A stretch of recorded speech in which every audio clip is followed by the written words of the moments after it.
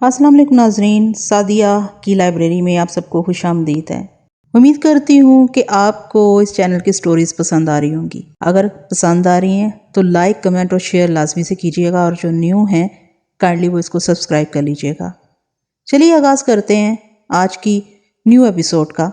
پیاس کے ماروں نے اس کی طرف امید بھری نظروں سے تکنا چھوڑ دیا تھا، لیکن وہ مستی اور جنون میں اچھلتا کودتا بڑھتا چلا رہا تھا کہ بٹھل تک پہنچ گیا۔ میرے جسم پر باریک باریک چیونٹیاں سنسنانے لگیں۔ زہرا اور جمرو کے نتنے پھڑکتے دکھائی دے رہے تھے۔ بٹھل ویسے ہی بیٹھا تھا، وہی خالی اور لاپتہ چہرہ۔ کسے خبر تھی کہ وہ کیا سوچ رہا ہے؟ اے دیس والا بابو ہے نا، ابھی تیرے کو پانی کیا شربت پلانے کا ہے۔ اس نے کٹورا گھماتے ہوئے ہوا میں اچھالا اور واپس تھام لیا۔ اس کے ہاتھوں سے برسوں کی ریاضت جھلکتی تھی۔ ادھر ہی پیاس نہیں ہے رے، آگے جا۔ بٹھل کے لب ہلے اور میرا سانس بند ہونے لگا۔ نہ رے نہ بھگوان، ابھی باپو کو گنگا جل پلانے کا ہے۔ اس نے پیالہ بٹھل کے منہ کی طرف بڑھاتے ہوئے کہا۔ بٹھل کے ہونٹ سختی سے بھیجے ہوئے تھے۔ میرا دل بے طرح سے ڈولنے لگا تھا۔ یہاں معمولی سی بھی گڑبڑ موت کا سیدھا پیغام بن سکتی تھی، لیکن میں اپنی آنکھوں کے سامنے سب کچھ ہوتا نہیں دیکھ سکتا تھا۔ میرے ہاتھ چاقو پر جم گئے۔ دیس والے ناراض ہیں، آخری لفظ ادا کرتے ہوئے اس کا لوچدار لہجہ غصے میں مدغم سا ہوا۔ چل باپو، تو بھی کیا یاد کرنے کا ہے؟ منہ کھول شاباش۔ اس نے پیالہ ہونٹوں کے بالکل قریب کر دیا۔ اس کے سانو گمان میں بھی نہیں تھا کہ اس قطار میں کوئی ایسی کجروی کا مظاہرہ بھی کر سکتا ہے، اور کچھ انگریزوں کی گھگھیاہٹ نے اس کی آتش شوق مزید بڑھا دی تھی۔ وہ ہٹیلا ہو گیا۔ شاباش، پانی پی۔ بیٹھے ہوئے بٹھل سے اس کا قد کوئی سوت دو سوت بھر ہی اوپر ہوگا۔ میں دل میں دعا کرنے لگا کہ بٹھل منہ کھول کے تھوڑی حد تک برداشت کر لے، مگر اس پستہ قیامت نے لپک کے بٹھل کی گدی پر ہاتھ جما دیا اور اس کے بال پکڑ کے پیالے کی اور جھٹکا دیا۔ تیری ماں کی سالے، اب ان کے استاد پر ہاتھ اٹھاتا ہے؟ زورا شیر کی طرح دھاڑا اور بجلی کی طرح تڑپا تھا۔ اس نے سینے پہ ہاتھ جما کے اسے پرے دھکیل دیا۔ گانجھا گیند کی طرح گھومتا ہوا کئی فٹ دور جا گرا تھا۔ اسے بیشتر بٹھل اس کا ہاتھ پکڑتا، زورا چاقو لہراتا، تڑپتا، بل کھاتا کھڑا ہو گیا۔ ابھی اپن کھڑا ہے ادھر، آؤ سالو، کوئی مائی کا لال ہے تو آوے ادھر، لگاوے اپن کے استاد کو ہاتھ، اپن کاٹ کے پھینک دوں گا۔ تم سمجھتا کیا ہے حرامی لوگ، اپن ان سوروں کی طرح ہے؟ زورا چیخ چنگاڑ رہا تھا۔ غیظ و غضب سے اس کا رواں رواں کانپ رہا تھا۔ کلسا پریشان نظروں سے زورا کو دیکھ رہا تھا۔ باقی مجمع کو سانپ سونگھ گیا تھا۔ وہ سمجھ نہیں پا رہے تھے کہ یکایک یہ کیا ہو گیا۔ میں نے چاقو جیب سے نکال کے ہاتھ میں دبا لیا تھا، بس کھٹکا دبا کے کھولنے کی دیر تھی۔ مجھے زورا جمرو کی طرف سے اسی بات کا ڈر تھا۔ بٹھل کی صورت ویسے ہی تھی، تاثرات سے آ رہی، مگر آنکھیں اس کے قابو سے باہر ہو رہی تھی۔ ہمارے ارد گرد سینکڑوں کی تعداد میں بندوقیں اور تمنچے موجود تھے۔ یہاں چاقو کا بھلا کیا کام؟ اس سے پہلے کہ کہیں سے کوئی گولی چلتی یا باروٹیا کے آدمی کوئی جوابی اقدام اٹھاتے، چشم زون میں بٹھل چیتے کی طرح اچھلا اور زورا پر جا پڑا۔ ادھر استاد تمہارا بھڑوا بیٹھا ہے، اس کو زنہا سمجھ لیا رے؟ بٹھل نے زورا کو لاتوں اور ٹھڈوں پر رکھ لیا۔ صرف چاقو نہیں سکھائے تجھے، چاقو چلانے آ گیا۔ یہ تیرے باپ ہیں، رشتہ دار ہیں، حرامی، دوسرے بھی مروائے گا۔ بٹھل اسے بری طرح رگید رہا تھا، لاتوں، ٹھڈوں اور ہاتھوں سے اسے تھپڑا رہا تھا، اور زورا تو وہ رفتگی اور عقیدت میں بے سدھ ہوا جا رہا تھا، گویا شادی مرگ سے لرز رہا ہو۔ اس نے چاقو پھینک دیا تھا، اس نے ایک سسکاری نہیں بھری۔ مجمع اسے بھی تماشا سمجھ کے دیکھ رہا تھا۔ انہیں ہماری بے کسی کا اپنے وجود کی طرح ہی یقین تھا، اور کچھ بٹھل اسے بے طرح کے جنون سے پیٹ رہا تھا۔ پھر جیسے ہی وہ ہانپتے ہوئے رکا، زورا نے تڑپ کے اس کے پاؤں پکڑ لیے اور بچوں کی طرح بلک بلک کے رونے لگا۔ استاد ابھی رکتا کیوں ہے؟ ماں قسم اکھا مزہ آ رہا تھا۔ ابھی اپن کی آنکھیں نوچ دے استاد، اپن کا بھیجا پھوڑ دے استاد، یہ سالہ تیرے کو ایسے دیکھنا نہیں مانگتا۔ زورا مچلا جا رہا تھا اور دیوانوں کی طرح بٹھل کے قدموں سے لپٹا انہیں چوم رہا تھا۔ بٹھل کی صورت پر زردی کھنڈ گئی تھی۔ کوئی لمحہ تھا جو ایک سایہ اس کے آر پار ہوا، اور پھر وہی لا تعلقی، وہی بے اتنائی۔ وہ زور زور سے سانس بھر رہا تھا۔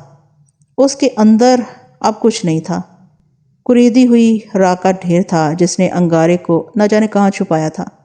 عجیب نظروں سے بٹھل نے زورا کو گھورا۔ ان میں بہت کچھ تھا بھی اور بالکل خالی بھی تھی۔ زندہ ہے، مرے نہیں رے؟ اس نے ایک جھٹکے سے زورا سے پاؤں چھڑوایا اور اپنی جگہ آ کے بیٹھ گیا۔ مجمع کی حیرانی اور سکوت ہویدہ ہو گیا۔ ان کے چہروں سے خشونت تو گویا نوچ لی گئی تھی۔ وہ سب زورا کو ہمدردی سے دیکھ رہے تھے۔ یہ وہی زورا تھا جو انہیں کچھ لمحے قبل خنجر لہرا لہرا کے للکار رہا تھا۔ چند لمحوں پہلے میں نے دو چار کو مار کے مرنے کا یقین کر لیا تھا، لیکن اب ان کے چہروں سے اندازہ ہو رہا تھا کہ قہر و غضب ٹل چکا ہے۔ یہ بٹھل ہی کا کرشمہ تھا۔ بقول بٹھل کے دماغ کی سرخی ہاتھ پیروں کی سچائی نگل جاتی ہے۔ مشق اور ورزش جسم کی نہیں دماغ کی ہوتی ہے۔ وہ آپس میں بھن بھنانے لگے تو کلسا کی آواز آئی، ادھر سے اٹھنے کا ہے، ابھی استاد کی گود میں بیٹھو۔ وہ زورا سے مخاطب تھا، اس کی آواز میں نرمی اور پچکار تھی۔ پھر سبھی کے دوستانہ کہے امڑ پڑے۔ ان میں سے بعض ہنستے ہنستے پیٹ پکڑ کے دوہرے ہو گئے۔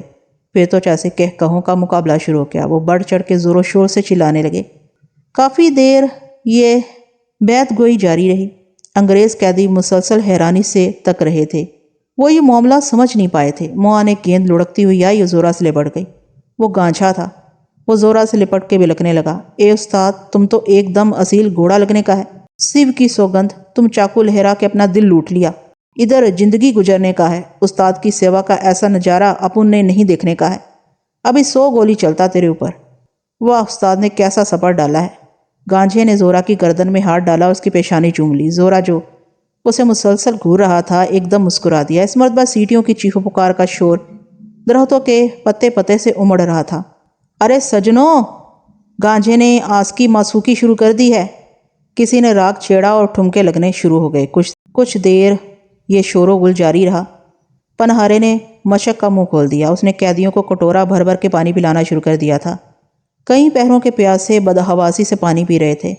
لرزتے اور پھڑپھڑاتے ہونٹ آدھا گرا رہے اور آدھا حلق میں انڈیل رہے تھے۔ آخر پروفیسر تھامسن کو بھی پانی پلا دیا گیا۔ وہ اب تک نڈھال پڑے ہوئے تھے۔ میجر برنارڈ خلا میں تک رہا تھا۔ پانی پی کے ٹونی کے چہرے پر رونق امڑ آئی تھی۔ بٹھل کو گانجھے نے اپنے ہاتھوں سے پانی پلایا اور زورا سے لے کر اس کا بچا ہوا پانی خود پیا۔ انگریز قیدیوں کے چہروں پر بھی رونق ابھرنے لگی تھی۔ الاؤ والوں نے ہرن بھون لیے تھے۔ بھنے ہوئے کتلوں کو مزید ٹکڑے کر کے پہرے داروں میں تقسیم کیا جا رہا تھا۔ اشتہا انگیز خوشبو تیزی سے ہمارے ارد گرد پھیل رہی تھی۔ پھر کلسا کی ہدایت پر ایک ایک ٹکڑا قیدیوں میں بھی تقسیم کیا جانے لگا۔ بٹھل کو قدرے بڑا اور اچھی طرح سکا ہوا ٹکڑا دیا گیا۔ گوشت باقاعدہ مسالہ لگا کے بھونا گیا تھا۔ ادھر کچھ نے سوڈے کی بوتلیں کھول لی تھیں۔ وہ ٹکڑیوں میں بیٹھ کے گوشت چبا رہے تھے۔ سوڈے کے جھاگ ایک دوسرے پر اڑا رہے تھے۔ میرے قریب سے کلسا گزرا تو میں نے اسے بٹھل کے قریب جا بیٹھنے کی اجازت طلب کی۔ ابھی زیادہ مستی سوچنے کا ہے، ادھر ہی بیٹھ، چلنے کا ہے۔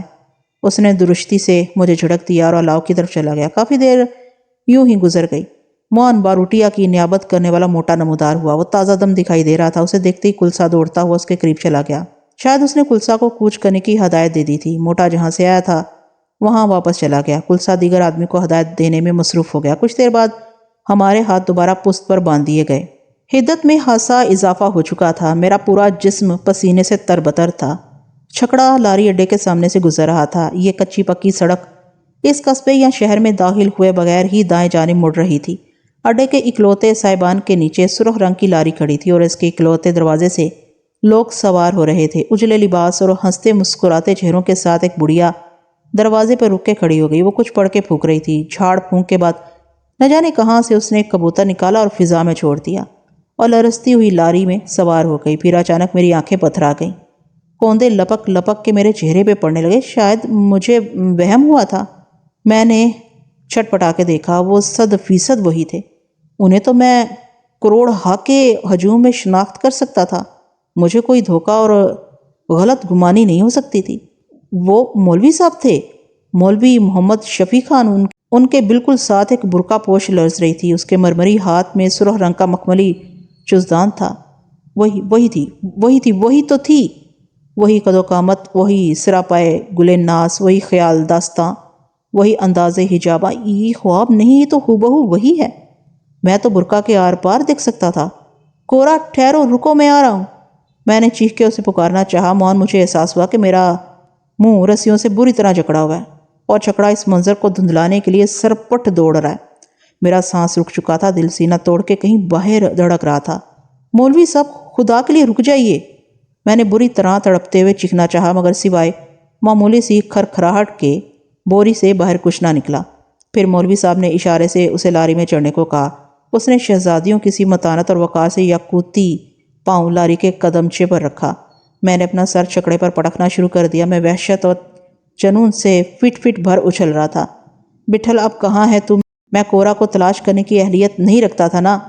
تو ترم خاں ہے، کولکتے کا نامی گرامی استاد بٹھل کہاں ہے تو؟ آ بٹھل میرے ساتھ، حق نوردی کا حق ادا کر۔ بٹھل یہی ہے مولوی شفیق خان صاحب اور ان کے ساتھ میں رو رہا تھا، گگیا رہا تھا، بری طرح چیخ رہا تھا اور پوری قوت سے اپنا سر چکڑے کے تختے پر پٹک رہا تھا، لیکن آوازیں بوری میں ہی گھٹ گھٹ کے مر رہی تھیں۔ اور کوئی تو سنے، وہ میری کورا ہے، مولوی صاحب کے پاس میری امانت ہے۔ خبردار مولوی شفیق احمد خان، خبردار! جو اب تم نے کورا پر ملکیت جتائی، چکڑے والی میری بات سنو، میرے پاس جواہرات سے بھرے صندوق ہیں، وہ سب تم لے لو، خدا کے لیے تم ہی چکڑا روک دو۔ لیکن چکڑا تو جیسے میری فریاد سن کے سرپٹ دوڑنے لگا تھا۔ کوئی روکے! میری ہچکیاں بند رہی تھیں۔ آخرکار مولوی صاحب بھی لاری میں غائب ہو گئے۔ مجھے اپنا کوئی ہوش نہیں تھا۔ اس کے مرمری ہاتھ، ہمدار لامبی انگلیاں، لاری کے قدمچے پر جمی ہوئی دو دھیا پڈلیاں، کدو قامت، وہ اس متاع جاں کے سوا اور کوئی نہ تھی۔ میں ہچکیوں سے رو رہا تھا۔ میری آہ و بکا سے آسمان جھک پڑتا یا شاید گردش لیل و نہار تھم جاتی۔ اگر نہیں رکا تو وہ ساربان نہیں رکا۔ چھکڑے کی چوبی تختوں پر میرا وجود ماہی بے آب مرغے بسمل کی طرح تڑپ رہا تھا۔ میں بھول چکا تھا کہ میں کہاں ہوں اور کن حالات میں گرفتار ہوں۔ میرے ذہن میں تو وہ مرمری ہاتھ رقصاں تھے جو لاری کے دائرے پر نزاکت سے جمے تھے۔ بدنصیبی بھی کسی دیس کی باسی نہیں ہوتی۔ اس کی حکومت تو کرۂ ارض سے ماورا ہے، یہاں بھی چلاتی ہے، وہاں بھی چلائے گی۔ کوئی بستہ، کوئی قریہ، کوئی شہر ایسا نہیں تھا جہاں میں کورا کی تلاش میں نہیں گیا۔ یہ اور بات ہے کہ یہ بدبختی سائے کی طرح قدم بقدم میرے ہمراہ رہی تھی اور میں کبھی اسے ٹھوکر نہیں مار سکا تھا۔ پاپوش بنائے رکھا تھا، آج وہی پاپوش منہ پر پڑی تھی۔ قدرت نے میرے ساتھ دشمنداری نبھائی تھی، اور وہ بھی بے وجہ۔ کیا برا تھا اگر اس بوری میں سوراخ نہ ہوتا، اور کسی کا کیا بگڑ جاتا جو میں اس سوراخ سے باہر کا منظر دیکھنے کی استطاعت نہ رکھتا، اور اس میں کیا مضائقہ تھا کہ مولوی صاحب کے لاری میں سوار ہونے، اس تالا خور چھکڑے کے اڈے کے سامنے سے گزرنے میں یہ ناقابل یقین وقتی مطابقت نہ ہوتی۔ چھکڑا 5 یا 10 منٹ پہلے گزر جاتا، یا مولوی صاحب چھکڑا گزرنے کے صرف 1 منٹ بعد ہی اڈے پر چلے آتے۔ ستم ظریفی کا استعارہ میرے حال پر تمام تھا۔ چند لمحے قبل ہی میں کورا کی تلاش سے حتمی طور پر دستبردار ہوا تھا، اور عین اسی لمحے جب میں جھولیوں میں خوشیاں اڈیلنے کی ٹھان چکا تھا، میرے دل میں کورا کی اثر نو جو جگا دی گئی تھی۔ دفعتاً ایک خیال لپک سا گیا، اور اس زاویے سے سوچ کے میں نہال و نہال ہو گیا۔ میں جسے بدبختی سمجھ رہا تھا وہ خوش بختی تھی۔ دست قدرت میری پشت پر تھا اور یقیناً میرے ساتھ تھا۔ یہ واقعہ محض اتفاق نہیں ہو سکتا تھا، یقیناً اس سارے منظر کو کہیں دور ترتیب دیا گیا تھا۔ کوئی تیسرا بھی ہے جو اس تماشے سے لطف کشید کر رہا ہے۔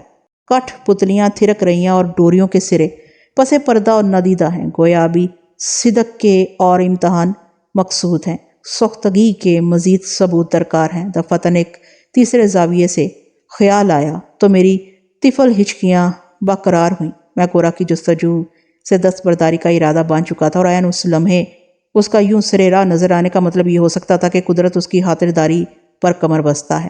چھکڑا اپنی رفتار سے چل رہا تھا اور بلکتے تڑپتے گھنٹوں بیت چکے تھے۔ کورا کا نظر آنے کے بعد دوبارہ گم ہو جانا اتنا بڑا سانحہ تھا کہ غم میری جان ہی لے لیتا، لیکن پھر خیالات و تصورات نے اتنا مضبوط تانا بانا باندھا کہ وہ ہاتھ بھر کی دوری پر نظر آئی۔ مجھے جلد از جلد بوری اور اس چکڑے سے گلو خلاصی کرنی تھی، اور اگر میں آج یا کل تک اس اڈے پر پہنچ پاتا تو قوی امکان تھا کہ کچھ سراغ مل ہی جاتا۔ ظالموں نے مشقیں اس قدر کس کے اور مشاقی سے باندھی تھی کہ ہزار جتن کے باوجود میں کلائیوں پر سے ان کی گرفت ذرا بھی ڈھیلی نہ کر پا رہا تھا۔ باروٹیا نے انگریز سرکار کے ساتھ بہت بڑا ہاتھ کیا تھا، دلی میں بہت بڑا بھونچال آ گیا ہوگا۔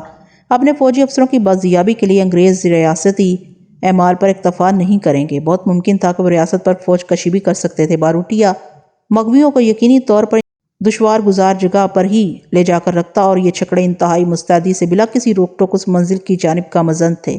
بلا شبہ ہمیں ایسی جگہ لے جایا جا رہا تھا جس کا انتخاب انگریزوں کی مدافعت کو مد نظر رکھ کے کیا گیا ہوگا۔ باروٹیا کے ایسے خطرناک ٹھکانے پر پہنچ کے بچ نکلنا کوئی کار آسان نہیں تھا۔ مجھے جلد از جلد رہائی کی کوئی تدبیر کرنی تھی۔ اس مرتبہ کورا کا سراغ گم ہو جاتا تو دوبارہ کبھی ہاتھ نہ آتا۔ دفعتاً کسی نے مجھے ٹوکا کہ بٹھل زورا جملوں کے بغیر فرار کا سوچنا ہی رذیل کا کام ہے، لیکن میری کلائیاں مخصوص انداز میں مسلسل حرکت کرتی رہیں۔ یہ دل بھی بڑا ہی جوازکار ہے۔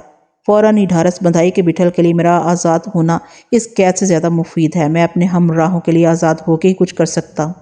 چاقو میری جیب میں موجود تھا، اسے بس انگلیوں کی لچک کا انتظار تھا۔ میں نے درز سے جھانکا تو باہر شام میں سیاب مور کی طرح پر پھیلا رہی تھی۔ حیرت انگیز طور پر چکروں کے اس قافلے کو اب تک کسی نے نہیں روکا تھا، جس کے دو ہی مطلب تھے، یا تو اطلاع نہیں پہنچی تھی یا پھر ریاست کے والی در پردہ باروٹیا کی پست پر تھے۔ باروٹیا ریاست یا اغوا شدگان سے میری دلچسپی مفقود ہو چکی تھی۔ مجھے ہر حال میں یہاں سے فرار ہونا تھا۔ ساربان بہت ٹھیٹ واقع ہوا تھا۔ میں نے گھنٹوں اٹھا پٹک کی تھی، خوب واویلا مچایا تھا، جس کا اس نے رتی بھر اثر نہیں لیا تھا۔ مجالہ ہے جو اس نے مڑ کے بھی جھول میں جھانکا ہو۔ میرے برابر میں پڑی ہوئی دونوں بوریوں سے آنے والی کراہیں اور انگریزی خسر پسر اب بند ہو گئی تھی۔ شاید وہ تکلیفوں اور جھٹکوں کو اوڑھ کے سو چکے تھے یا نڈھال بے سدھ پڑے تھے۔ میں نے کچھ سوچ کے برابر والی بوری نشین کو بلایا اور انگریزی میں کہا، میری بات سنو، تم جاگ رہے ہو؟ میں نے دھیمے لہجے میں کہا تھا، ہر چند کہ مجھے 100% یقین تھا کہ ساربان کو انگریزی کی اتنی ہی شدھ بدھ ہوگی جتنی بٹھل کو تھی، لیکن پھر بھی احتیاط کا تقاضا تھا کہ سرگوشی ہی کی جائے۔ جواب میں میرا پڑوسی کراہ کے معمولی سا کسمسایا، غالباً وہ بے ہوش تھا۔ میں نے اس مرتبہ کافی قوت سے گھٹنا مارا اور کہا، محترم دوست میری بات سنو۔ وہ پہلے کی نسبت زیادہ واضح کراہا اور کسمسایا، لیکن جواب ندارت تھا۔ محترم ساتھی، اگر آپ میرے ساتھ پر آمادہ ہو جائیں تو ہم یہاں سے نکل سکتے ہیں۔ میں نے گھٹنے کی شدید ضرب سے اسے تیسری مرتبہ ہلاتے ہوئے کہا۔ وہ ہوش میں نہیں ہے۔ تیسری بوری سے لڑکھڑاتی ہوئی آواز آئی۔ آواز جوان تھی، لیکن وہ میری مدد نہیں کر سکتا تھا۔ تمہارے پاس کون سا طریقہ ہے مجھے نکلنا ہے؟ میں تمہاری ہر ممکن مدد کر سکتا ہوں۔ اس نے میرا جواب نہ پا کر دبی دبی لیکن پرجوش سرگوشی کی۔ یہاں بھی بدقسمتی آڑے آ رہی تھی۔ اگر میرے برابر والا اسی طرح باہوش اور پرجوش ہوتا تو مجھے یقین تھا کہ اس کیسے فرار ممکن ہے۔ میرا نام لیونارڈ ہے، میں فوج میں تازہ بھرتی ہوا ہوں۔ میں اب تک کسی لڑکی کو اپنا دوست بنانے میں کامیاب نہیں ہو سکا، آغاز سفر میں گمراہ نہیں ہونا چاہتا۔ مجھے بھی بہت جینا ہے۔ وہ دلگیر ہو کے بولا، دوست تم میری معاونت کی اہلیت نہیں رکھتے، تم میرے برابر میں نہیں ہو۔ میں اس کے ساتھ باتوں میں وقت ضائع نہیں کرنا چاہتا تھا۔ گزرنے والا ایک ایک پل قیمتی تھا۔ میں یکسوئی سے بچاؤ کا ایک راستہ سوچنا چاہتا تھا۔ اگر تم پست سے پست ملا کے ایک دوسرے کی رسیاں کھولنے کا کوئی منصوبہ رکھتے ہو تو میں تمہیں آگاہ کرتا ہوں، میں اور میرا ساتھی کئی پہر اس مشق میں مصروف رہے ہیں۔ ہم دونوں تربیت یافتہ فوجی ہیں لیکن ناکام رہے ہیں۔ لیونارڈ کروٹ کے زور پر بے ہوش ساتھی پر چڑھایا تھا۔ دفعتاً مجھے خیال آیا کہ معمولی سی جدوجہد سے لیونارڈ یا میں درمیان والے بے ہوش آدمی کی جگہ لے سکتے ہیں۔ نہیں، دراصل میری بغلی جیب میں چاقو موجود ہے۔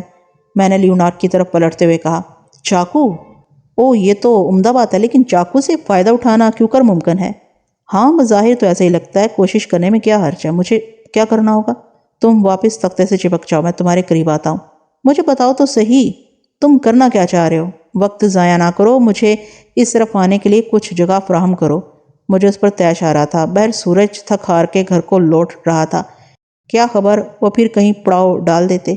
لیونارڈ تیزی سے دوسری طرف ہو گیا۔ میں نے پوری قوت کو دائیں کندھے پر جمع کیا، پھر اس کندھے کو مرکز مان کے نچلا دھڑ اٹھانے کے لیے زور لگایا۔ دونوں ٹانگوں کی معاونت سے دوسرے لمحے میں برابر کی بوری کے اوپر تھا اور کروٹ بدل کے تیسرے لمحے میں لیونارڈ اور اس بے ہوش آدمی کے درمیان میں تھا۔ اب اس درمیانی بوری کو دھکیل کے میری جگہ تک پہنچانے کا مرحلہ تھا۔ یہاں جل کا داؤ کارآمد تھا۔ بٹھل نے اس داؤ کی خوب مشق کروائی تھی، تاہم کبھی استعمال کا موقع ہی نہیں آیا تھا۔ جل کے داؤ میں ماہی بے آب کی طرح تڑپنا ہوتا ہے۔ جل کا داؤ مٹری داؤ کا توڑ ہے۔ مٹری داؤ میں مخالف کی پسلیاں بازوؤں کے مضبوط شکنجے میں کس کے توڑ دی جاتی ہیں۔ مٹری داؤ میں پھنسا ہوا پنچھی اگر جل کا مشاق ہو تو مضبوط ترین حلقہ بھی توڑ دیتا ہے۔ سر دست بہت معمولی جنبش کی ضرورت تھی۔ بہت تھوڑی سی کوشش بارآور ثابت ہوئی۔ لیونارڈ کو بھی خاصی ضربیں آئیں۔ وہ سخت جان تھا۔ چھکڑے کا تختہ اور دوسری جانب میں اس کے لیے چکی کے 2 پارٹ بن گئے تھے، تاہم اس نے ذرا بھی اف نہیں کی۔ ذرا دیر بعد میں درمیان میں پڑا تھا اور درمیان والا میری جگہ پہنچ چکا تھا۔ میرا سینہ بری طرح پھولنے پچکنے لگا تھا۔ اف میرے خدایا، تم لوہے سے بنے ہوئے ہو، بہت طاقتور، بہت شاندار۔ میرے دائیں پہلو کی جیب میں چاقو ہے، تمہیں وہ چاقو اپنے منہ کی مدد سے میری جیب سے نکالنا ہے۔ میں نے اوپر کی طرف کھسکتے ہوئے کہا تاکہ میری جیب کا مقام اس کے چہرے کے قریب آ جائے۔ تم بھی کچھ نیچے کی طرف کھسکو، میں نے جلدی جلدی اسے کہا۔ میرے دوست، میں وہ چاقو تمہاری جیب سے کیسے نکال پاؤں گا؟ بوری کی پرت بہت بھاری ہے، میں اپنے منہ کے ذریعے اس کے نیچے کسی چیز کو حرکت نہیں دے پاؤں گا۔ کوشش کرنے میں کوئی حرج نہیں، ہم بہرے طور قید تو ہیں ہی۔ وہ ٹھیک کہہ رہا تھا۔ واقعی بوری کی پرت اتنی موٹی تھی کہ اس کا منہ کی گرفت میں آنا بھی کار محال ہی تھا، لیکن نہ جانے کیوں مجھے امید تھی، مجھے یقین تھا میں یہاں سے آزاد ہو سکوں گا، جبکہ بوری میں ذرا بھی گنجائش نہیں تھی کہ آدمی اٹھ بیٹھے۔ میری سمجھ میں نہیں آ رہا، بالفرض میں چاقو تمہاری جیب سے نکال گراتا ہوں، تب بھی کیا حاصل ہوگا؟ وہ چاقو ہماری مدد کر سکے گا؟ اس کی آواز میں مایوسی کا غلبہ میں نے محسوس کر لیا تھا۔ مایوسی اور کامیابی 2 متضاد چیزیں ہیں۔ तुम एक मरतबा चाकू मेरी जेब से निकाल के बोरी में गिरा दो, तुम्हें यकीन दिलाता हूँ कि हम यकीनी तौर पर आज़ाद हो सकेंगे। ये एक करिश्माती चाकू है। मैंने उसके सामने उम्मीद का चिराग जलाया। हालांकि मैं चाकू से मुतालिक इतना ही फिक्रमंद था जितना लियोनार्ड इस वक्त बोरी की मोटी परत के मुतालिक था। ठीक है, मैं कोशिश करता हूँ। लियोनार्ड का लहजा एकदम खुशी और जोश से मामूर हो गया। मैं मुमकिन हद तक ऊपर की जानिब खिसक के सिमट गया था। लियोनार्ड भी नीचे की तरफ खिसक चुका था। काफ़ी हिलजुल के बाद मुझे अंदाज़ा हुआ कि अब मेरी जेब एन लियोनार्ड के मुंह के करीब है, तो मैंने कहा, मेरी कोहनी के बिल्कुल साथ जेब का मुंह है, उससे थोड़ा नीचे तुम सख्त उभार से चाकू को महसूस कर लोगे। किसी तरह उसे खिसकाकर मेरी कोहनी तक ले आओ, यानी जेब के मुंह तक। इसके बाद जेब से बाहर वो खुद निकल आएगा। मुझे यकीन नहीं कि तुम्हारा चाकू करिश्मा दिखा सकेगा, ताहम मैं कोशिश ज़रूर करूँगा। लियोनार्ड ने कुछ इस तरह कहा कि इन हालात में भी मैं मुस्कुरा पड़ा। दूसरे लम्हे मेरा पूरा जिस्म सनसना गया। लियोनार्ड का मुंह एन चाकू के ऊपर पड़ा था। यही है, इसे ऊपर खिसकाओ। मेरे मुंह से बरजस्ता जुमला निकला था। जवाब में लियोनार्ड सिर्फ ओग ओग करके रह गया। लियोनार्ड ने अपनी कोशिशों का आगाज़ कर दिया। चाकू कभी दाएं खिसक जाता, कभी बाएं, लेकिन ऊपर नहीं आता। तकरीबन आधे घंटे तक मुसलसल जुटे रहने के बाद लियोनार्ड हाँफ गया। नहीं, ये नामुमकिन है। मेरी नाक, होंठ और थोड़ी बुरी तरह छिल चुके हैं। इनसे खून रिसने लगा है दोस्त। न जाने क्यों मुझे कोफ्त होने लगी। मैंने ही उसे इस काम पर आमादा किया था, लेकिन जब वो तकदो कर रहा था मुझे अपना आप खुद गर्ज लगा। हालांकि वो सब कुछ अपनी आज़ादी के लिए कर रहा था। ठीक है, रहने दो, मैं यही कर सकता था। नहीं मेरे दोस्त, आधा घंटा मैंने ज़ाया नहीं किया। कुछ सीखा है, कुछ मशक की है। अब मैं आसानी से ये काम कर लूँगा। लियोनार्ड ने कुछ देर खामोशी इख्तियार करने के बाद कहा, तुम इसे कुछ देर पहले नामुमकिन कह रहे थे। मैं हाँफ गया था। वक्ती थकन गालिब आ गई थी। अब मुझे यकीन है मैं ये कर लूँगा। तुम्हारी मर्जी। लियोनार्ड दोबारा अपनी कोशिशों में मसरूफ़ हो गया। मेरे जहन से बिठल जुमरो और जोरा का ख्याल महव हो चुका था। मुझे यहाँ से निकलकर इस नामालूम बस अड्डे तक पहुँचने की जल्दी थी, जहाँ एक कायनात मौजूद थी। लियोनार्ड इससे कबल जोश से काम लेता रहा था, मगर अब वो होश से काम ले रहा था। सिर्फ 5 मिनट बाद चाकू मेरी जेब से निकलकर बोरी में गिर चुका था। वो मारा, हिंदुस्तानी लिबास से वाकफियत नहीं होती तो शायद चाकू तुम्हारी जेब से ना निकाल पाता। ये तो बहुत आसान काम था। करिश्मा दिखाओ, जल्दी से करिश्मा दिखाओ। वो बच्चों की तरह खुश होते हुए बोला। अब मेरा इम्तहान शुरू हो चुका था। मुझे अपना मुंह चाकू तक ले जाना था, या फिर चाकू अपने मुंह तक लाना था। चाकू का खटका मुंह से दबोच कर खोलना था। दस्ते पर मुंह जमा के चाकू से कई कठिन काम लेने थे। मैंने चाकू को मुंह तक ले आने का फैसला किया। दोनों टांगों को ऊपर बुलंद करके कई झटके देने से चाकू ऊपर तो आ गया था, लेकिन वो मेरे कंधों के नीचे था। काफ़ी देर मुसलसल कोशिशों और तजर्बों के बाद चाकू मेरे मुंह में दबा हुआ था। इसी दौरान लियोनार्ड मुसलसल बोलता रहा था। उसका ख्याल था कि मैंने जज्बाती इस्तेहसाल करके चाकू बाहर निकलवाया है, लेकिन मैं खुद कुछ करने से कासिर हूँ। चाकू का दस्ता मुंह में पकड़ा तो बिठल की बात याद आई। उसने एक मरतबा कहा था कि लाडले, टिकाई से बड़ा कोई कांटा नहीं और इरादे से बड़ा कोई बल नहीं होता।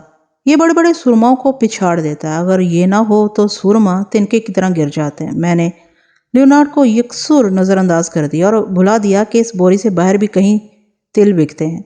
चंद घंटे कबल जो काम नामुमकिन लग रहा था वो मुमकिन हो चुका था। थोड़े से मोहतात अमल के बाद एक खटके से चाकू का तेज धार फल बाहर आ गया।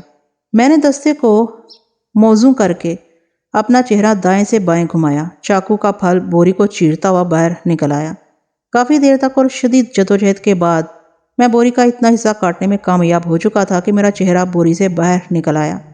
चाकू को दांतों में दबा के पाँव की रस्सियाँ काटने का मेरा इरादा था। पैरों तक अपना चेहरा ले जाते कमर की तमाम हड्डियाँ चटह पटह गई थीं। चाकू मेरे लिए ऐसे ही था जैसे मछली के लिए पानी। मैंने बहुत आराम से पैरों के करीब से बोरी काट ली। दूर अंदेशों ने रस्सी क्या बांधी थी, पैर जकड़ दिए थे। मोटी रस्सी के 20 से ज़ायद बल थे।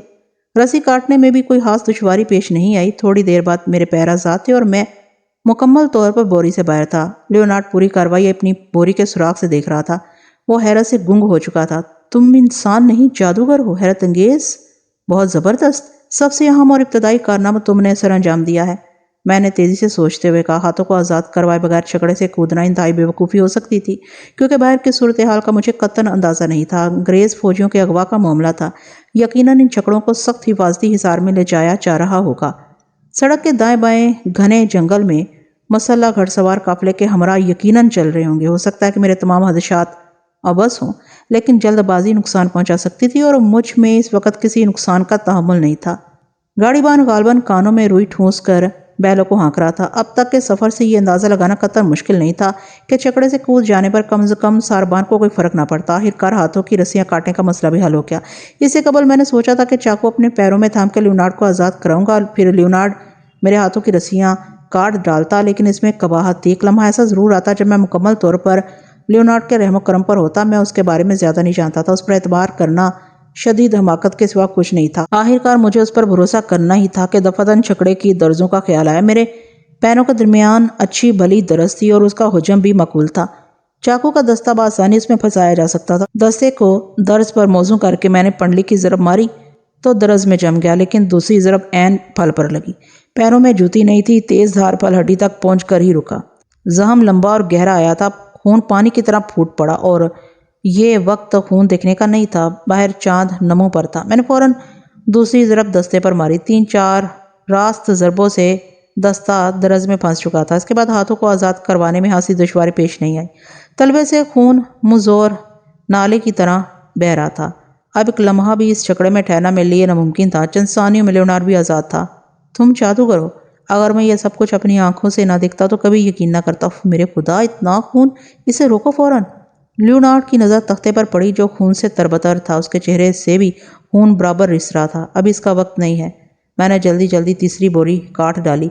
वह हनूस बेहोश था। फिर मैंने कुछ सोचकर उसके हाथ और पैरों की रस्सी नहीं काटी। उसके लिए हम कुछ नहीं कर सकते थे। कहते हैं सफ़र का साथ चंद लम्हों ही का क्यों ना हो गहरी उनसियत पैदा कर देता है। उस बेहोश अंग्रेज़ से मेरा कोई ताल्लुक नहीं था, लेकिन फिर भी उसे छोड़ते हुए मुझे दुख हुआ। लियोनार्ड ने झट अपनी कमीज़ फाड़ डाली। वो मेरे पैरों से लिपट गया।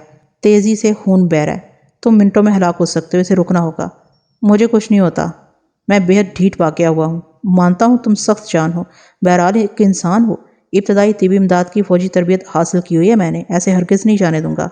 उसने बहुत तेज़ी से अपनी कमीज़ को पट्टियों में तकसीम करते हुए कहा। वो मेरे बिल्कुल सामने आ गया था। तुम अपना रास्ता लो, मुझे बहुत जल्दी है। बेफिक्र हो। मौत ही तो है जो मुझे नहीं आती। मैंने उसे एक तरफ धकेलने की कोशिश की। मेरे लिए एक एक लम्हा कोह निदा था। हर पल मैं कोरा से दूर होता जा रहा था। लियोनार्ड 20-21 बरस का खुशशक्ल नौजवान था। खून वाकई आबशार की मानित बह रहा था। रद्दमल के तौर पर जिस्मानी नकाहत मुझे महसूस हो रही थी।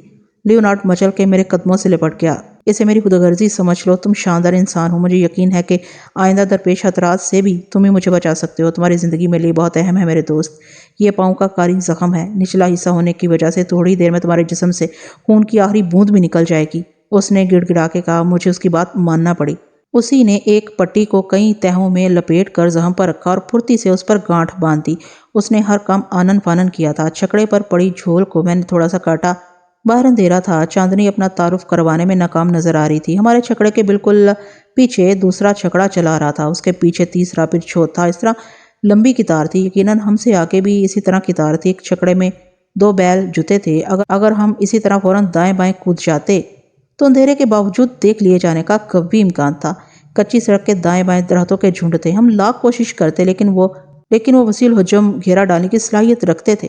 बासानी दोबारा पकड़े जाते या फिर मार दिए जाते। ये बेहतर यही था कि बहुत दूर तक जाने के बाद भी अहले काफिला को हमारी गुमशुदगी की खबर न होती, लेकिन यहाँ से जाना बहरहाल और हर सूरत था। बाएं जानब दरख्तों के झुंड छकड़े से कदरे करीब थे, जबकि दाएं तरफ ये फासला निस्बतन कई गुना ज्यादा था। मुनासिब यही था कि बाएं जानिब से झोल काट के झुंड में मुख्तार छलांग लगा दी जाए। इसके बाद के मामलात तनबा तकदीर छोड़ दिए जाएं। अब सोचना बेकार था। मैंने बाएं जानिब बहुत एहतियात से झोल में कद आदम नकब लगाई। दफतन ख्याल ने मुझे पत्थर कर दिया, गोया रूह सलब कर ली हो। मेरे फरार से बिठल जोरा और जुमरू पर बारूटिया का कहर भी नाजिल हो सकता था। वो मेरे रफीकों ही की हैसियत से ज़ेरे अताब आए थे। मेरे साथ लियोनार्ड का फरार इस ख्याल को मज़ीद तकवीत पहुंचा सकता था कि हम अंग्रेज़ सरकार के आलाकार हैं। अगर इसी तरह इक्का दुक्का को फरार होना होता तो हम में से हर कोई इनफरादी तौर पर पहले पड़ाव से कबल या पड़ाव के दौरान ही हो जाता और बासानी। यहाँ तो एक से दूसरे की सांस जुड़ी थी। मुझे नहीं जाना चाहिए था। बिठल के बगैर यहाँ से जाना मुझे ज़ेब नहीं था। एकदम मैंने फैसला कर लिया कि ऐसे नहीं, यूं तन्हा फरार नहीं होना। लेकिन फिर किसी गैर मुरई कुव्वत ने मुझे अपने हिसार में जकड़ लिया। ना चाहते हुए भी मैं छकड़े से ज़मीन पर गिरा और बेलन की तरह लुढ़कता हुआ दरख्तों की ओट में पहुंच गया। कोरा यहाँ से बहुत करीब, यहीं कहीं मेरे आसपास ही तो थी। तकलीदन मुझसे ज़रा आगे लियोनार्ड भी ओट ले चुका था। किसी को खबर न हो सकी। 20 से 25 छकड़ों का ये काफिला अपनी रवानी में आगे बढ़ गया। उनके अकब में खासी तादाद में मुसल्ला घड़सवार थे। वो छकड़ों की निगरानी पर मामूर थे। उन्हें ये गुमान भी नहीं हो सकता था कि इनके 2 कैदी जंगल में रुपोश हो चुके हैं। جب آخری گھڑ سوار گزرا تو میرے اندر کوئی مچل گیا، ایک طوفان میرے در پہ ہوا۔ مجھے نہیں معلوم کوئی بچہ یا شوریدہ سر جوان، بس میں تنک کے سڑک پر نکل آیا۔ دایاں پاؤں میرے ساتھ نہیں تھا، یہ وہیں درختوں کی اوٹ میں رہ گیا تھا۔ گھڑ سوار ہراما جا رہے تھے۔ مجھے اپنا دل معدوم ہوتی ٹاپوں سے کھلواڑ کرتا محسوس ہوا۔ ذرا سے فیل پر وہ یقیناً لوٹ پڑتے۔ کسی ایک کو گرا کے بندوق چھیننا کیا مشکل تھا۔ اس آدمی کا کیا بیان کہ جو صراط پر ہو اور اس کے دائیں بھی صراط ہو اور بائیں بھی صراط ہو۔ گھڑ سواروں کے تعاقب میں لڑکتا گھسٹتا دوڑ پڑا۔ دفتن کسی نے چھلانگ لگائی اور مجھے لپیٹے ہوئے سڑک سے نیچے اتر گیا۔ لیونارڈ میرے دل و دماغ سے محو ہو چکا تھا۔ میرے عزیز دوست، تم پاگل ہو رہے ہو؟ لیونارڈ نے میرے منہ پر ہاتھ جماتے ہوئے سرگوشی کی۔ ہاں، میں پاگل ہوں، تم اپنی راہ پکڑو۔ میری آواز میں بے پناہ صفاقی در آئی تھی۔ وہ میں نہیں، کوئی اور ہی تھا۔ سمتیں 4 ہیں، مگر میرا شیرازہ 1000 سمتوں میں بکھر گیا تھا۔ میں نے اسے روٹی کے بے وزن گٹھر کی طرح اچھال پھینکا۔ میں تڑپ کے اٹھا، لیکن ایک پاؤں سے کیسے اٹھا جاتا؟ تڑپ کے رہ گیا۔ لیونارڈ اس مرتبہ میرے پیروں سے لپٹ گیا۔ مجھے معلوم ہے تمہارے ساتھی ان کے پاس ہیں، اس وقت تمہاری جان خطرے میں ہے، بہت سا خون بہہ چکا ہے اور اب بھی رساؤ جاری ہے۔ میرے عزیز تو تمہاری زندگی تمہارے ساتھیوں کے لیے زیادہ اہم ہے۔ اس دوران ٹاپیں یکسر معدوم ہو گئیں۔ حلق میں ہوا کا گھومتا ہوا گولا اٹک گیا۔ خنجر آراستہ دست تھا، مگر ہاتھ بے جان اور جسم بے روح ہو چکا تھا۔ میں نے پھر تڑپ کے اٹھنا چاہا، ادھر کچھ تھا ہی نہیں جو اٹھ جاتا۔ بے بسی آنکھوں میں اتر آئی۔ میں نے لیونارڈ سے کہنا چاہا کہ از راہ خدا پند و نسائے کی بجائے اس خنجر سے میرا سینہ چیر ڈالو، میں تمہارا احسان مانوں گا۔ مگر ہونٹ پھڑ پھڑا کے رہ گئے۔ لیکن ایک زبان جس کے اشتراک سے کائنات کا خمیر اٹھا ہے، وہ سبھی بولتے، سنتے اور سمجھتے ہیں۔ لیونارڈ سے کیا ماورا، وہ تڑپ کے میرے پیروں سے اٹھا اور سینے سے ٹکرایا۔ اس نے میرا سر اپنی گود میں رکھا اور مجھے بھینچ لیا۔ واقعی مشرقی لوگ محبت کے خوگر ہوتے ہیں، ان سے تمہارا بہت قریبی تعلق گمان پڑتا ہے، لیکن تم فکر نہ کرو، میری زندگی تمہاری مرہون منت ہے۔ میں وائسرائے کا ذاتی محافظ ہوں۔ میرا خیال ہے کہ یہ لوگ تاوان وغیرہ کا مطالبہ کریں گے۔ حکومت بہت جلد تمام مغویوں کو بخیریت بازیاب کروا لے گی۔ اس وقت تمہیں فوری طبی امداد کی ضرورت ہے۔ میں اس ویرانے میں آگ جلا سکتا ہوں۔ زخم میں راکھ بھرنے سے خون رک سکتا ہے۔ راکھ میں نقصان دہ جرثومے نہیں ہوتے۔ کچھ لوگ بس اچھے ہوتے ہیں۔ ان لوگوں کا تعلق کسی مخصوص علاقے، رنگ و نسل یا مذہب سے نہیں ہوتا۔ یہ لوگ ہر جگہ، ہر خطے، ہر نسل، ہر مذہب میں پائے جاتے ہیں۔ لیونارڈ سے چند جملوں کی ملاقات تھی، لیکن وہ ورفتگی و بے سختگی سے مجھے بھیجے ہوئے تھا، گویا جنم جنم کا ساتھ تھا۔ چھکڑے سے ہماری گمشدگی کی اطلاع کسی بھی وقت قافلے میں گردش کر سکتی تھی۔ وہ اچانک یہاں پلٹ سکتے تھے۔ لیونارڈ کے لیے بہتر یہی تھا کہ وہ مجھے چھوڑ کر فوراً محفوظ ٹھکانے کی تلاش میں نکل جائے، لیکن وہ بھی اوروں کی طرح مجھ سے چمٹ کے بیٹھ گیا۔ وہ مجھے سہلا رہا تھا، پچکار رہا تھا اور تسلی دے رہا تھا۔ مجھ سے کچھ نہ بولا گیا۔ غشی کی کیفیت آ رہی تھی۔ سر میں گول گول چمکتے ہوئے دائرے ناچ رہے تھے۔ ہم اس وقت راستے پر بیٹھے ہیں، کسی پوشیدہ جگہ تک فوری پہنچنا از حد ضروری ہے۔ لیونارڈ نے مجھے سہارا دے کے کھڑا کرنے کی کوشش کی۔ زندگی میں اب کیا باقی رہا تھا؟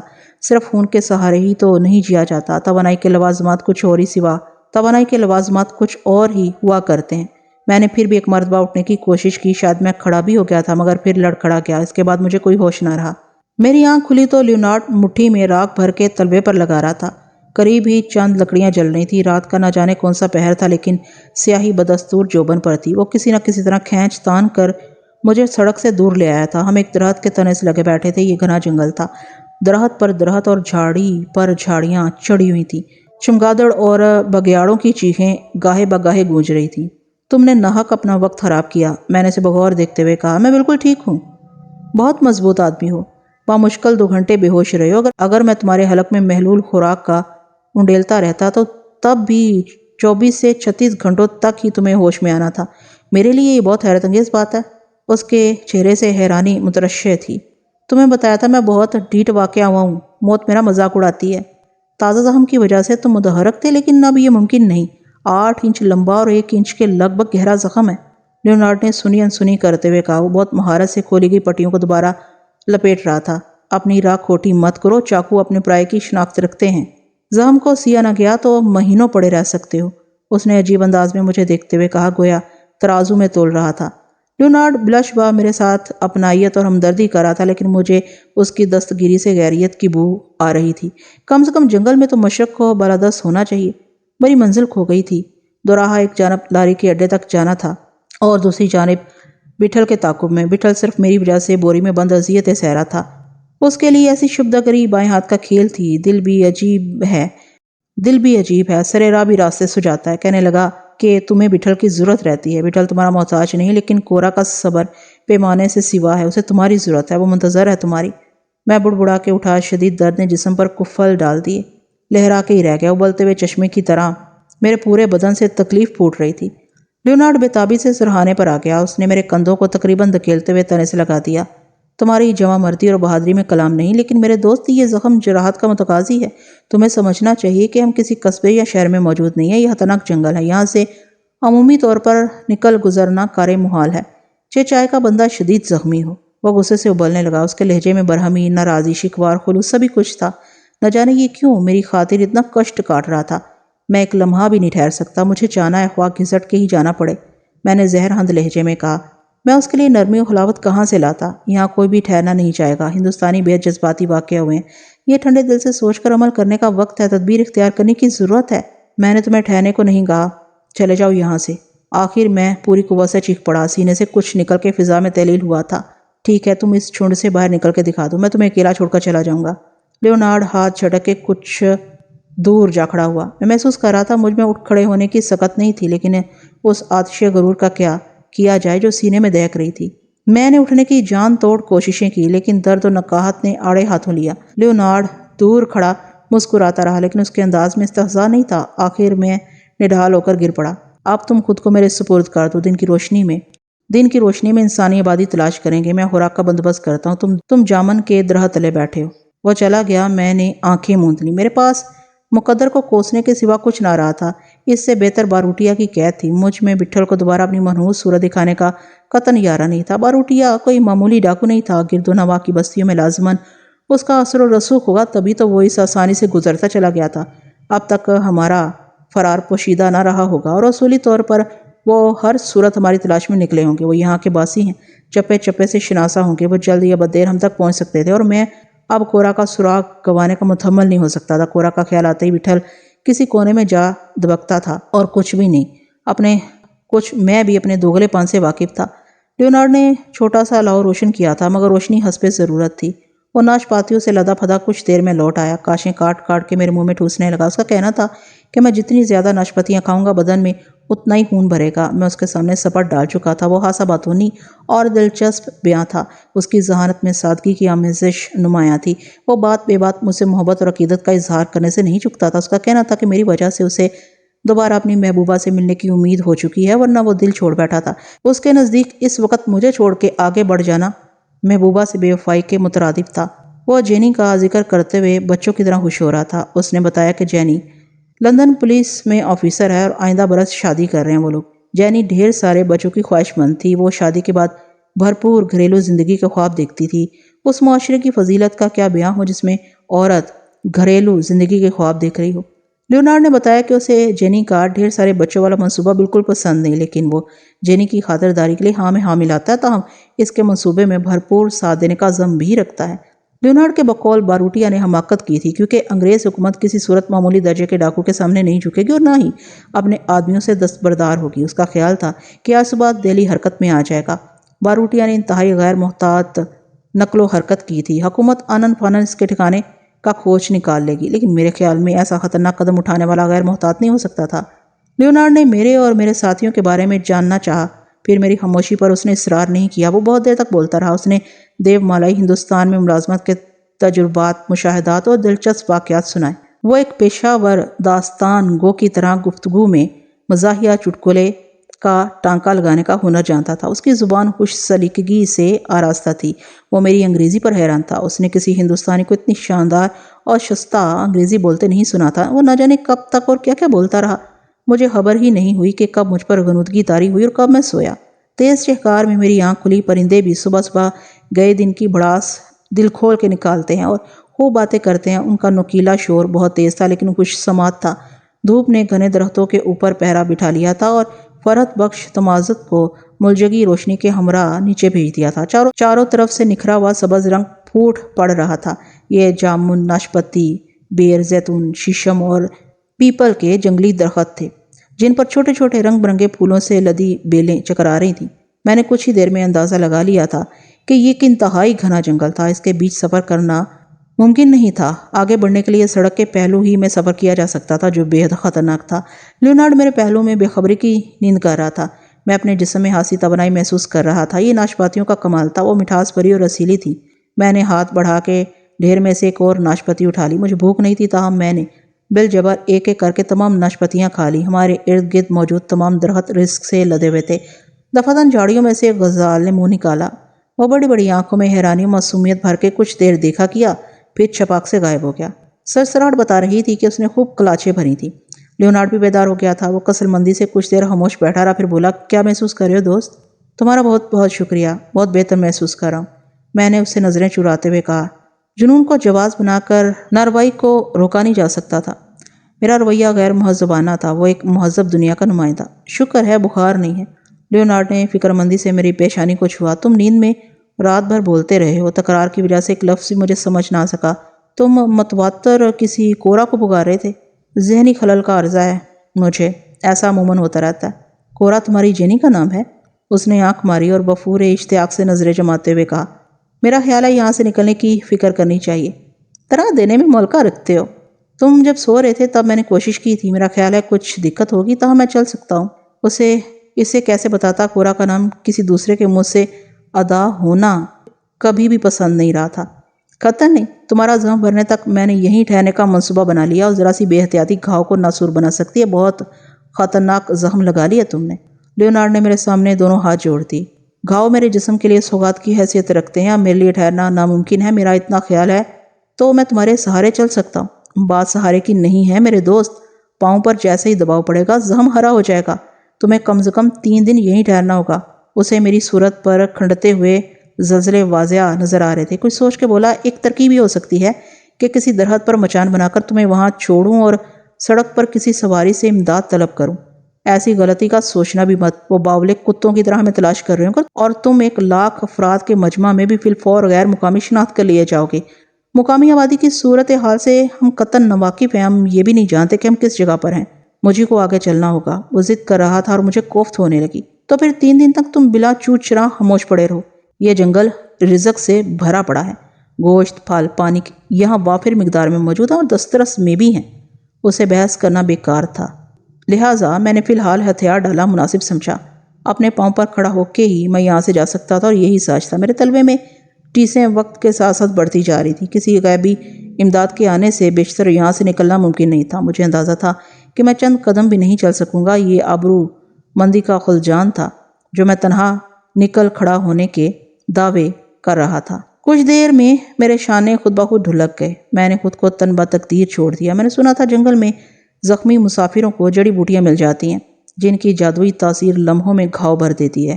امی نے بچپن میں خضر علیہ السلام کی کہانیاں سنائی تھیں۔ خضر علیہ السلام کی مسیحائی مسافروں ہی پر متصف تھی۔ ستارہ دست پریوں کے قصے بھی بچپن میں بے شمار سنے تھے کہ کس طرح وہ مصیبت زدہ مسافروں کی دست گیری کرتی ہیں۔ حقیقتاً میں نے بھی ایسے ہی کسی کرشمے کے انتظار میں خود کو راضی کر لیا تھا۔ قدرت نے بڑا لطف کیا تھا۔ کورا کو ایک مرتبہ پھر دکھا دینا سیر چشمی تھی۔ لیونارڈ خربوزے سے ملتے جلتے ایک پھل کا ڈھیر اٹھا لایا تھا۔ میرا چاقو اس کے پاس تھا۔ پھر اس نے ایک قدرے بڑے لیکن سوکھے ہوئے پھل کو اندر سے خالی کیا اور مجھے بتایا کہ یہاں بالکل قریب ہی شفاف پانی کی ندی ہے، وہ اس پھل میں میرے لیے پانی لے آئے گا۔ واقعی وہ چند لمحوں میں پانی بھر کے لے آیا۔ میں اس کے احسانوں کے بوجھ تلے دبا جا رہا تھا۔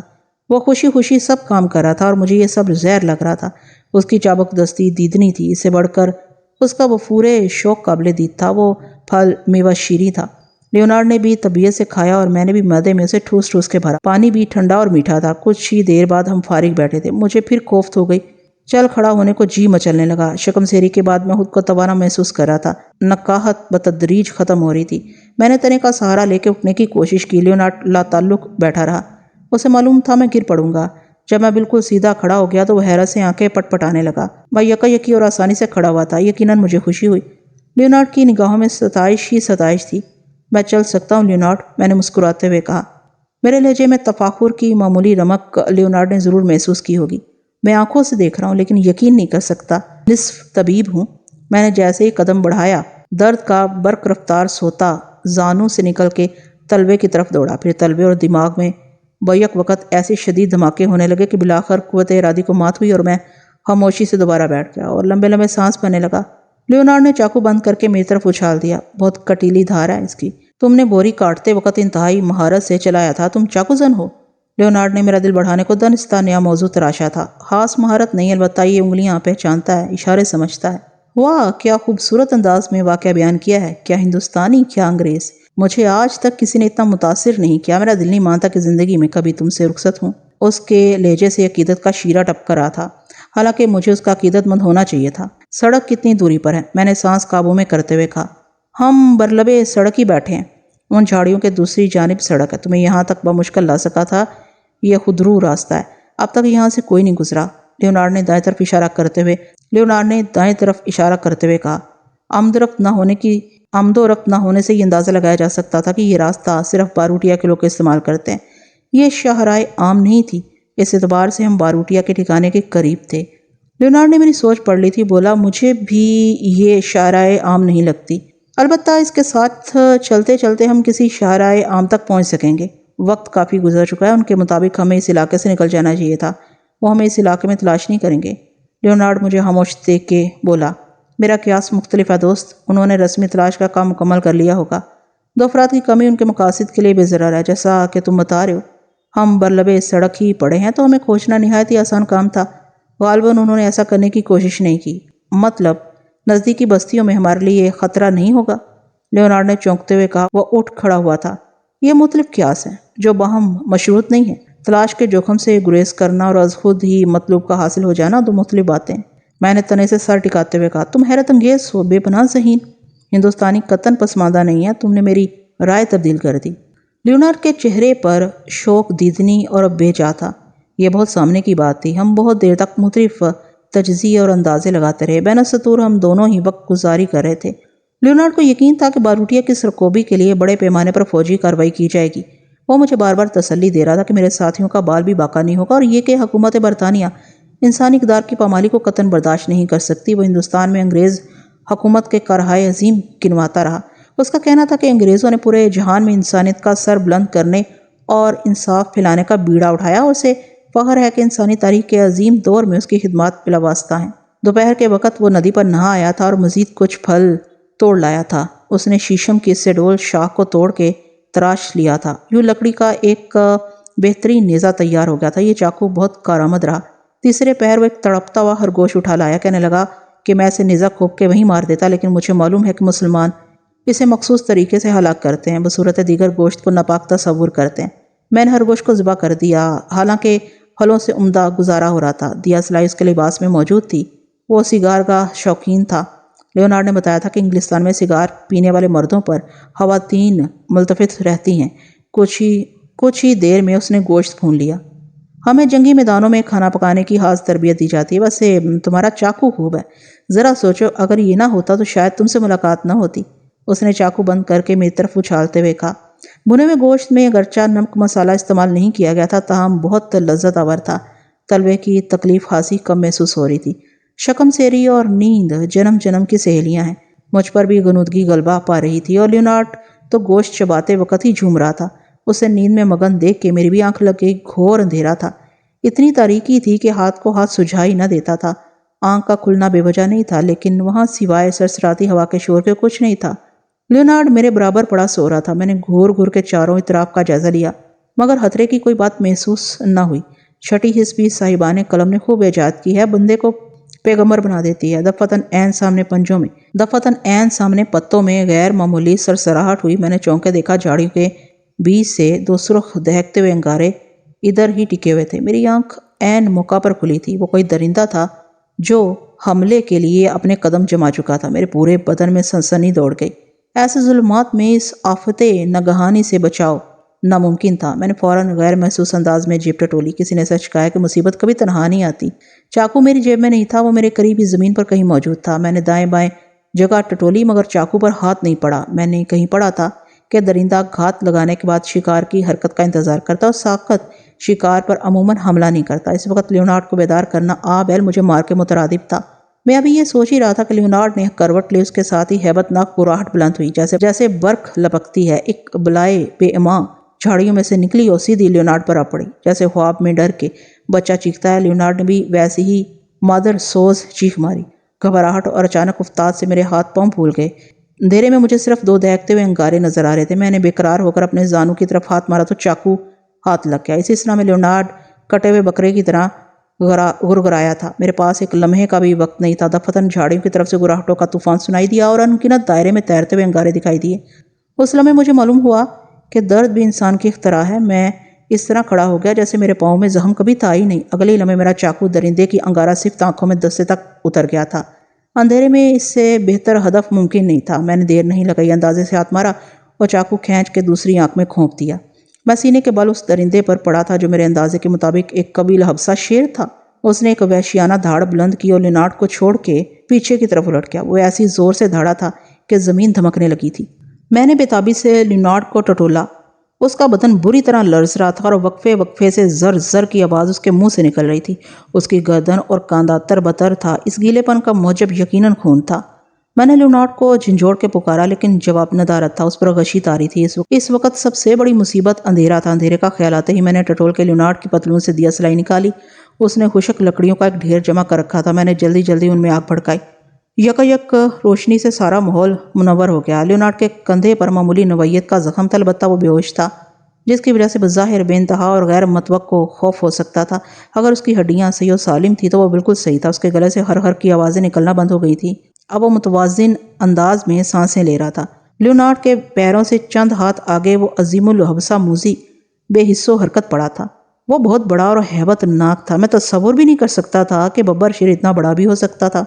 اس کی دونوں آنکھوں سے بھل بھل کرتا خون متواتر بہہ رہا تھا۔ چاقو دماغ تک راستہ بنا گیا تھا، تبھی اسے قدم بھرنے کی بھی مہلت نہیں مل سکی تھی۔ شکار میں حصہ بٹانے والے دوسرے شیر بھاگ نکلے تھے۔ وہ جان گئے تھے شکار ان سے زیادہ وحشی اور خطرناک ہے۔ میں نے پھر فور کرتا اتارا اور ایک دھجی پھاڑ کے لیونارڈ کے کندھے سے خون صاف کرنے لگا۔ وہ زخم نہیں تھا، معمولی نوعیت کی کھرونچ تھی جس سے خون کا رساؤ اتنا ہی تھا جو میں اس کے کندھے سے صاف کر چکا تھا۔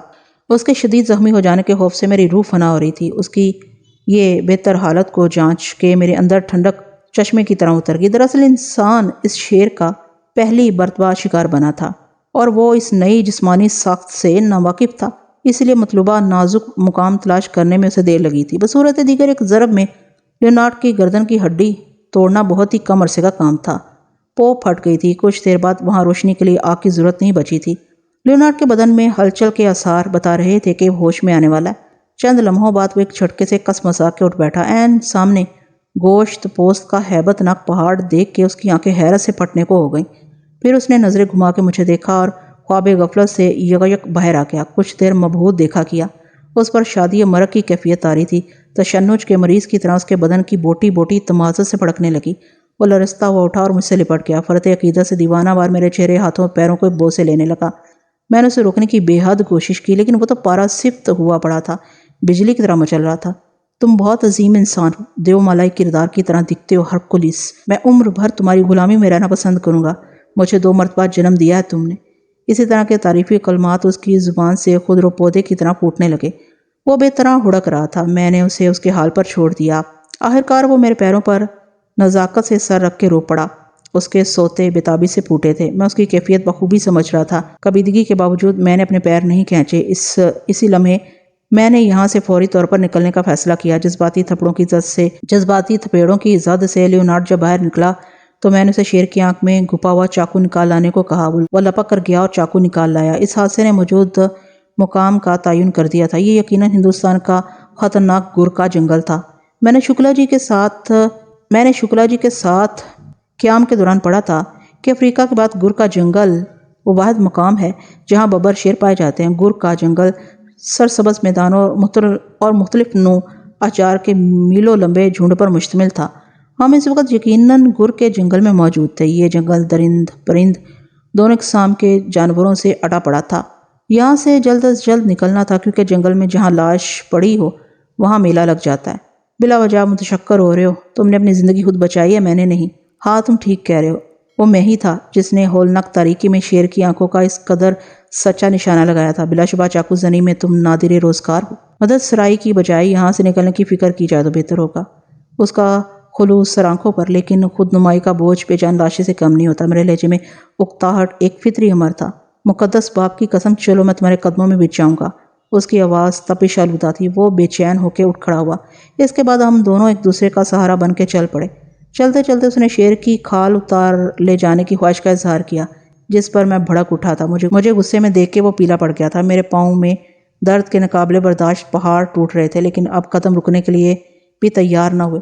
ہم نے سڑک کے کنارے کنارے چلنا شروع کر دیا۔ چلنا بھی کیا تھا، ہم دھیرے دھیرے کھسک رہے تھے۔ جہاں دم ٹوٹتا وہاں پڑ جاتے۔ تحائف قدرت سے جو مل جاتا شکم سیری کر لیتے، رات آتی تو باری باری نیند کر لیتے۔ قریباً چوتھے روز ہم ایک ناپختہ اور بڑی سڑک تک جا پہنچے۔ سرخ اینٹوں سے بنائی گئی سڑک کے دوسری جانب باجرے کی نوخیز فصل ہلکورے لے رہی تھی۔ صبح نرم کا وقت تھا۔ سورج کا کاروبار ابھی ماند، آثار قریب ہی آبادی کی نوید دے رہے تھے۔ ہم بدحالی و توانائی کا مجسم نمونہ بنے وہیں ڈھہ گئے جہاں سے سڑک کے اس پار کھیت نظر آئے تھے۔ اب کیا ارادے ہیں دوست؟ لیونارڈ نے ہانپتے ہوئے کہا۔ خوشی اس کے چہرے سے ابل رہی تھی۔ رات چلتے گزشتہ 3 دن اس نے دنیا جہان کی باتوں میں گزارے تھے۔ تقدیر پر منحصر ہے کہ ہمیں پہلا آدمی کس کماش کا ملتا ہے۔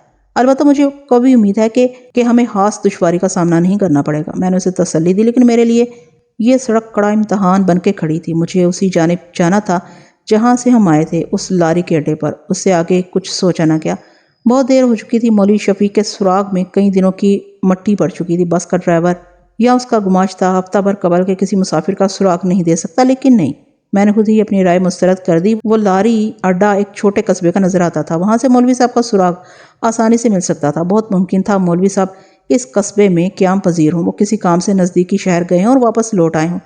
کورا نے بھی ان کے ساتھ جانے پر اصرار باندھا ہوگا، یا مولوی صاحب کے لیے کورا سے متعلق قابل اعتماد کوئی نہ رہا ہوگا۔ ہم کچھ دیر سستا کے وہاں سے اٹھ کھڑے ہوئے۔ مجھے مغربی سمت کچھ بھینی بھینی محسوس ہوئی۔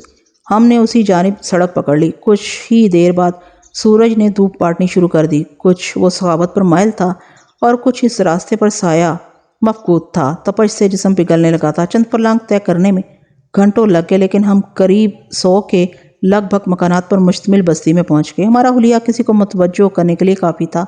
گرد اور میل سے اٹے ہوئے بے ترتیب بال اور بدن بلائی حصہ ہم دونوں کا ہی برہنہ تھا۔ کرتا اور قمیض دھجیوں کی نظر ہو چکی تھی۔ اس کے علاوہ ایک گورے انگریز کا دیگرگوں حال میں نظر آنا چٹپٹی خبر تھی، جو ایک گلیارے میں قدم رکھتے ہی پوری بستی سنسنا گئی۔